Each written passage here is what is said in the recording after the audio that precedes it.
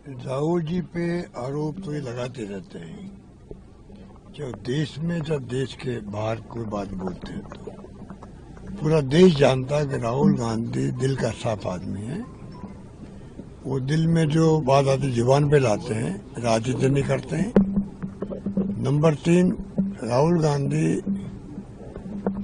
जिस प्रकार से बार बार टाइमली वो वार्न करते सरकार को, नोटबंदी हो तब भी, कोविड आ गया तब भी, आर्थिक स्थिति नाजुक दौर पर चल रही है तब भी, लगातार वो नेता प्रतिपक्ष की भूमिका निभा रहे हैं।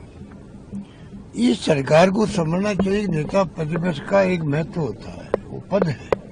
अगर आप प्रधानमंत्री चुने गए हैं तो राहुल गांधी जी भी नेता प्रतिपक्ष चुने गए हैं, विपक्ष के नेता हूं, और आप उनको जिस प्रकार से व्यवहार कर रहे हैं वो उचित नहीं कहा जा सकता, अगर देश बर्बादी की तरफ जा रहा है, खाली आर्थिक रूप से तो है ही बर्बादी की तरफ जा रहे हैं, इसलिए राहुल गांधी जी चिंता कर रहा है देश की।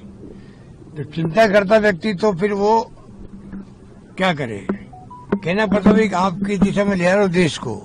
ये सवाल ना मोदी जी का ना राहुल गांधी जी का है, ये सवाल राहुल जी की भावना ये कि सवाल देश का है, देश को बचाने का है, देशवासियों को बचाने का है। आज त्राही हो गई है, खाद नहीं, बिजली नहीं, पानी नहीं, और एलपीजी सिलेंडर नहीं, पेट्रोल डीजल के लिए आपने ऐसी स्थिति कर दी है कि जयपुर से जोधपुर तक पहुंचे कोई आदमी 3 बार तेल भरवाता है रास्ते के अंदर। ऐसा तो हमने जिंदगी 50 साल में देखा, कि कभी देखा ही नहीं कि ऐसी स्थिति बनती है कि आदमी को बार बार रुक के पेट्रोल भरा के फिर आगे जाए। वो ये देश में पहली बार इतिहास में ऐसी घटनाएं हो रही है। ऊपर से इनको अनऑफिशियली कह दिया गया है आप सिर्फ 5,000 तक का पेट्रोल दोगे, 10,000 तक का दोगे डीजल या पेट्रोल जो भी है। आप बताइए, ऐसी स्थिति कभी सुनी आपने? और वास्तव में ऐसी स्थिति है तो खुल के कहना चाहिए भाई देखो हम स्थिति आ गई है और हम आपको साफ कहना चाहते हैं कि आपको इस प्रकार से कदम उठाने पड़ेंगे।